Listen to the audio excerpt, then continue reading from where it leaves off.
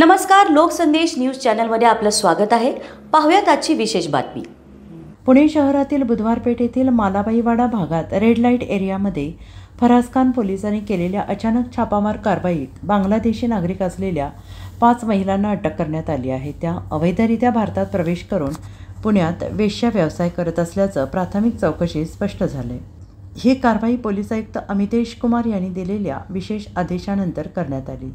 आदेशानुसार शहरात अवैधरित्या वास्तव्यास असणारे बांगलादेशी नागरिक शोधून त्यांच्यावर कारवाई करण्याचे निर्देश देण्यात आले होते। त्या अनुषंगाने फराजखाना पोलीस ठाण्याचे प्रभारी अधिकारी प्रशांत भस्मे यांच्या मार्गदर्शनाखाली 2 स्वतंत्र पथकांनी 18 जुलै रोजी ही कारवाई केली आहे।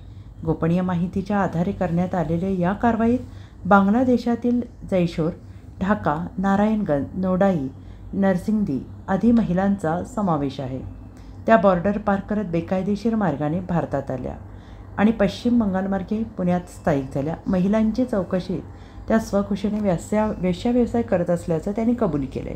या कारवाईत फराजखाना गुन्हे शाखा, ATC पथक तसेच महिला अधिकारी आणि अंमलदारांनी सहभाग घेतला आणि यामध्ये महिला पोलीस कर्मचाऱ्यांची मोलाची भूमिका होती।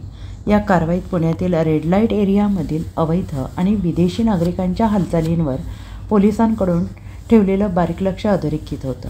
ही उल्लेखनीय कामगिरी पोलीस आयुक्त अमितेश कुमार, अप्पर आयुक्त रंजन कुमार शर्मा, राजेश बनसोडे, DCP ऋषिकेश रावले आणि सहाय्यक आयुक्त अनुजा देशमाने यांच्या मार्गदर्शनाखाली पार पडली। पोलिसांनी या संबंधितले महिलांविरोधित विदेशी नागरिक कायद्यानुसार गुन्हा दाखल केला असून पुढील तपास सुरू आहे। लोकसंदेशसाठी पुणे जिल्हा प्रमुख पारस मुथा यांचा रिपोर्ट।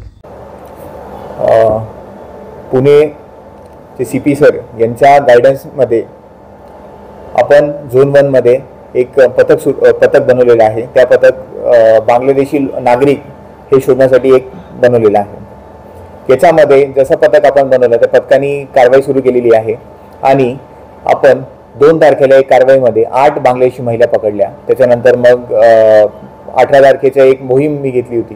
त्या मोहीममध्ये रात्री 12 पासून तर सकाळी 4 पर्यंत ही मोहीम घेण्यात आली। या मोहीममध्ये फराजखाना पोलीस स्टेशन हद्दीमध्ये बुधवार पेठेत 5 अजून बांगलादेशी महिला आम्हाला मिळून आल्या। टोटल आता जर आपण बघितलं तर 13 बांगलादेशी महिला आम्हाला मिळून आलेल्या आहेत। त्यांची आम्ही रेस्ट्रिक्शन ऑर्डर केलेली आहे। त्यांना रेस्ट्रिक्शन होममध्ये आम्ही ठेवलेले आहे तात्पुरत्या याच्यासाठी आणि त्यांची डिपोर्टेशनची प्रोसेस आता सुरू आहे। जसं प्रोसेस कंप्लीट होईल त्यांना बांगलादेशला पुन्हा डिपोर्ट करण्यात येईल।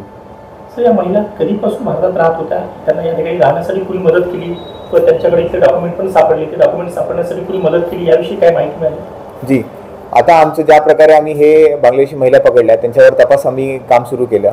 त्याच्यात आम्हाला कळालं फक्त महिलाच इथे नाही आले तर काही पुरुष पण आले। तर हे पुरुष पण कुठे ना कुठे लपून बसलेले आहेत। त्यांच्यासाठी पण आम्ही ही मोहीम कंटिन्यू ठेवलेली आहे।